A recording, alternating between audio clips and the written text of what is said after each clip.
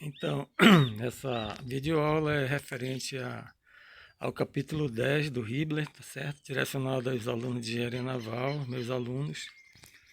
E você que por acaso visitar e encontrar esse vídeo, seja bem-vindo e tire bom proveito, tá certo? Então, eu vou mostrar aqui um vídeo de um outro professor que está narrando, né, um exercício.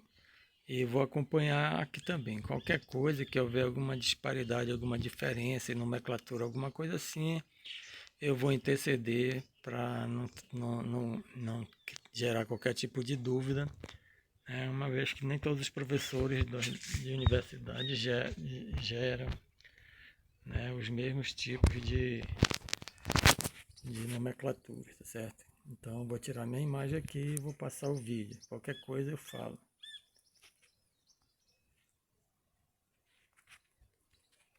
Originado a partir de um estado geral de deformação, né?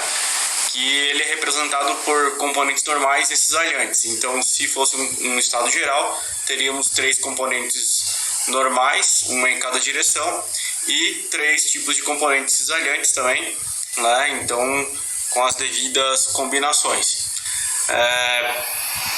Já para o estado plano de deformação, a gente considera, né? Então a gente acaba desconsiderando, por exemplo, ali as que estão na direção Z, né? E portanto permanecendo aí, né, apenas a deformação em X, deformação em Y e a deformação cisalhante em XY. O que significa a deformação, né, no sentido de X, né, seria basicamente então o nosso pequeno elemento aqui, né, a parcela aqui de material sendo deformada, né, então aumentando na direção dx. Então essa é a deformação, uma parcela acrescentada ao comprimento original. Na mesma forma, na direção y, né? Então apenas mudando o conceito indo da direção y, e a deformação cisalhante, daí a gente vê na verdade, né, um sentido aqui de cunha, né? Então a gente tem uma deformação angular aqui, né? Então que a gente consegue observar, então que a gente atribui isso à deformação por cisalhamento. Muito importante compreender, né, esse tipo de conceito do que é deformação, né? Então é muito diferente de deslocamento. Deslocamento e deformação, dois conceitos completamente diferentes. Bom, então é igual aquilo que a gente falou no estado plano de tensão, estado plano de deformação, estado plano de tensão é tudo a mesma coisa, né? Então a gente pode dizer aqui de prontidão que isso é errado, né? São dois conceitos completamente diferentes. Apesar da semelhança, né, um estado plano de deformação não necessariamente resulta em um estado plano de tensão, ou o contrário também. A razão para isso que a gente pode ter aí é o efeito de Poisson, né? Que então, se a gente tiver caso haja tensões normais apenas em x e y, serão produzidas não só deformações normais, né? Então que é o caso do estado plano de tensão, né? Quando a gente tem as tensões ali em x e y, não quer dizer que a gente vai ter apenas deformações em x e y, mas a gente também vai ter umas deformações normais associadas em z, né? Devido ao efeito de Poisson. A gente pode ver muito disso acontecendo onde? Por exemplo, no ensaio de tração, né? A gente tem deformação também no sentido de z. Bom, determinando aqui as equações gerais de transformação, né, para um estado plano de deformação. Então, a primeira coisa que a gente tem que entender são as convenções de sinal, né? As deformações normais serão positivas se provocarem alongamento ao longo dos respectivos eixos. Então, de acordo com o y positivo, de acordo com o x positivo, né? Então, se a deformação for, né, no sentido de x positivo, né? Então, se ela tender a aumentar no sentido de x positivo, ela será positiva, né? Caso contrário, será negativa. As deformações por cisalhamento serão positivas se o ângulo interno na origem, né, for menor que 90, que é o caso apresentado aqui embaixo, né? Então aqui a deformação em Y aqui é positiva, né? Então ela está acrescentando aqui ao dy. Aqui em X também aqui é positiva, ela está acrescentando, então tem uma deformação positiva, né? E aqui a gente também tem uma deformação cisalhante, que ela é positiva porque esse ângulo aqui, né, ele é menor que 90 graus, né, que é o ângulo que é perto da origem aqui. Então essa é a convenção de sinal. Bom, o problema, na verdade, aqui, né, é determinar a partir de um estado de tensão, estado de deformação original, né? Então deformação em x, y e um gama xy, né? Um estado de deformação, né, que seria uma deformação x no sentido de x', deformação normal no sentido de x', de y', e a deformação cisalhante de acordo com esse novo eixo coordenado que é x', y'. Então, basicamente aqui a gente vai ter que inicialmente conhecer qual é esse ângulo, né? Ou a partir desse ângulo, então a gente conseguir determinar esse novo estado de deformação. Então a gente vai ter inicialmente esse estado de deformação, né? Quer transformar nesse novo estado de deformação, né? Isso com apenas uma variável que é o ângulo θ, que seria o ângulo entre os eixos x e x', ou y e y', né? Então, e o θ ele será positivo, então é mais uma convenção no sentido anti-horário, da mesma forma como a gente fez para transformação de tensão. Então, aqui temos aqui a deformação positiva, né? Então, exemplificando aqui a deformação positiva de um elemento, né, já orientado em x', y'. E aqui a deformação por cisalhamento positiva também, esse elemento já orientado em y', x'. Mas inicialmente a gente vai ter um elemento que vai estar orientado em x, y, certo? Então a gente quer chegar nesses novos, né, nesse novo elemento, né, que vai ter essa cara deformada ao final, que é esse tracejado. Então, para que a gente possa determinar que a deformação normal é por cisalhamento nessa nova orientação, né, a gente tem que saber primeiro como é que se dá aqui o comprimento original, né, e saber qual é a relação dele com o novo comprimento que é o dx'. Então, se a gente fizer basicamente aqui, né, utilizar seno, cosseno, as relações trigonométricas, a gente vai conseguir determinar que o dx vai ser um dx' cosseno de θ, né? E o dy vai ser o dx' seno de θ, né? Da mesma forma a gente pode fazer para o dy, né? O dy'. Então, né, sabendo disso, a gente agora vai acrescentar a questão da deformação. O dx seria o comprimento não deformado. Então, o dx seria o nosso comprimento não deformado. Então, a deformação seria o ex vezes dx, né, o alongamento aqui.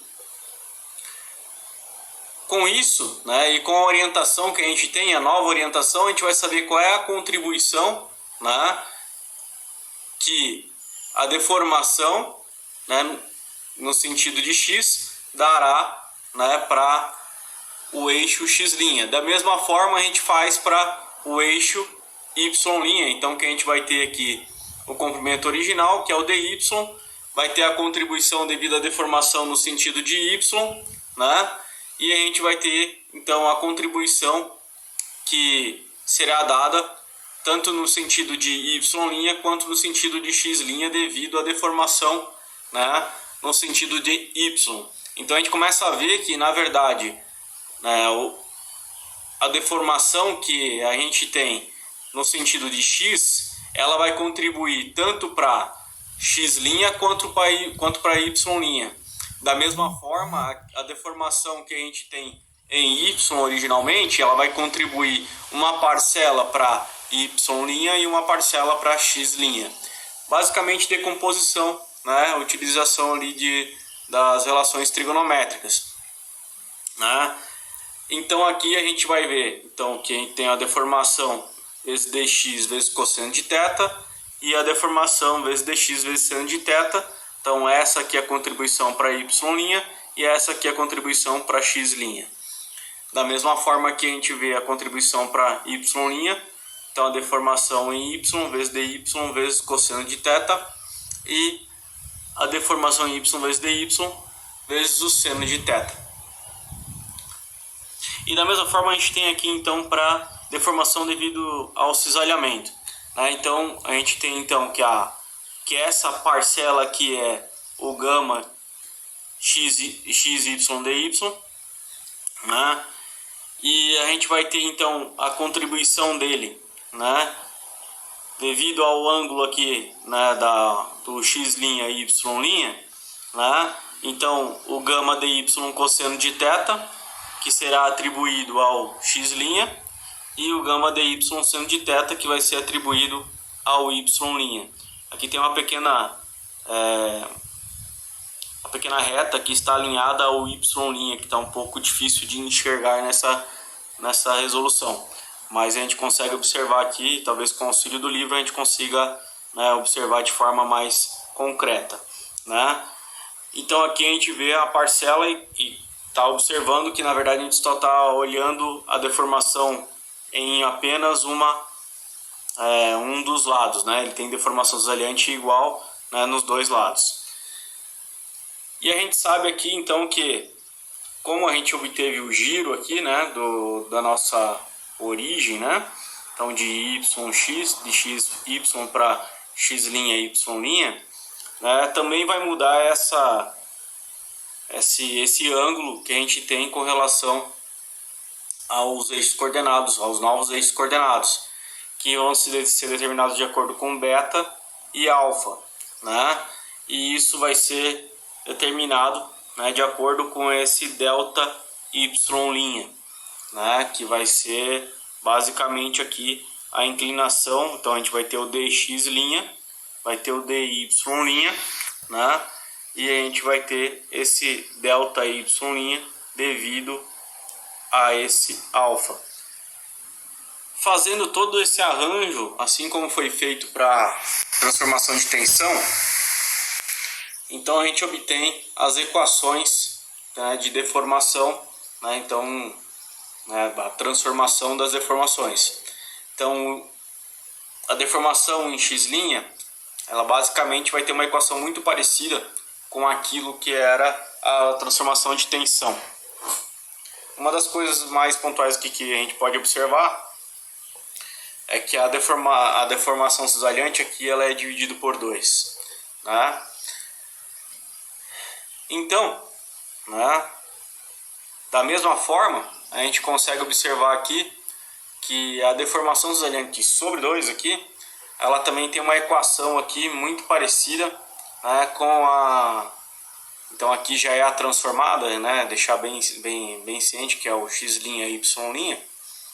Então a gente consegue ver aqui que é uma equação muito próxima daquela que a gente tem, né, para transformação de tensão também, né? E a deformação em y, novamente a gente consegue observar que mudam-se apenas os sinais, né? E tem uma equação também muito parecida da transformação de tensão. Sabendo disso, com essas equações a gente consegue já determinar as transformações, né, de deformação para os estudos que serão desenvolvidos. Mas também temos a questão das deformações principais, né, e elas ocorrem quando as deformações cisalhantes são nulas, né? Então a gente vai ter, nesse caso, teríamos apenas deformações normais, né? Seria um caso, um ângulo específico em que a gente teria apenas as deformações normais. Se o material for isotrópico, essas ocorrem nos mesmos eixos das tensões principais, né? Então isso aqui já é um indicativo interessante, né? Porque a gente logo vai começar a trabalhar ali com a questão do conceito de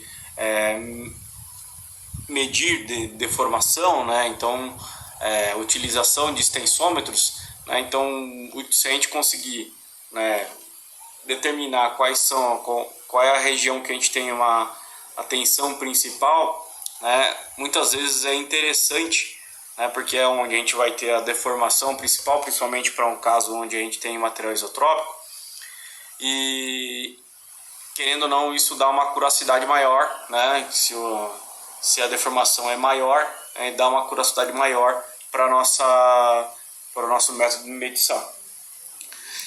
Vista a semelhança entre as transformações de tensão de um estado plano de tensão e a transformação de deformação de um estado plano de deformação, né?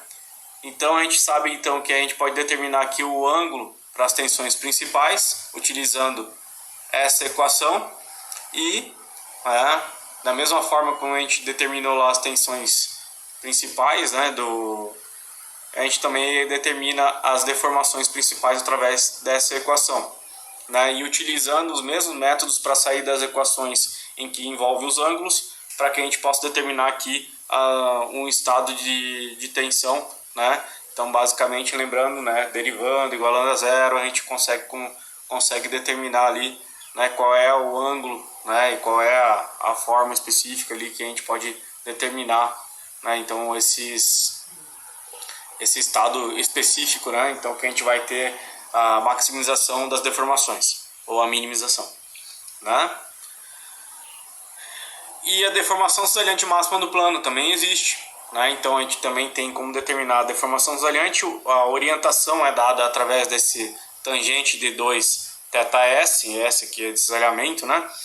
Então a deformação cisalhante máxima no plano a gente consegue determinar através dessa equação, né? E a deformação média nesse caso, né, que vai ser igual nos dois sentidos ali, né? Então, da mesma forma com as tensões também, basicamente a soma da deformação em x mais a deformação em y sobre 2. Então, tudo muito parecido com a transformação de tensão. Apresentada a parte teórica, eu fico por aqui. Até a próxima. Tchau!